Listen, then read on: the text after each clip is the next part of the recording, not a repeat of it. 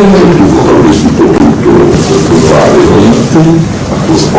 al di sopra di 150.000 euro per presa di elezione. Ho dovuto scatenare vari punti, è stata una battaglia durissima.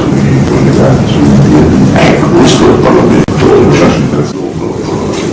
lo potrei portare e scrivere in manuale come il caso di eccellenza di azione di obbligo, si muovere tutto.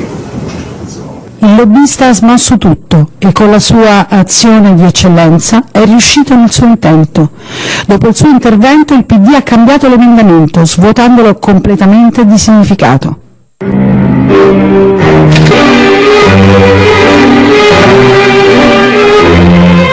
Io sono stato questa settimana, fui immerso dopo un giorno alla commissione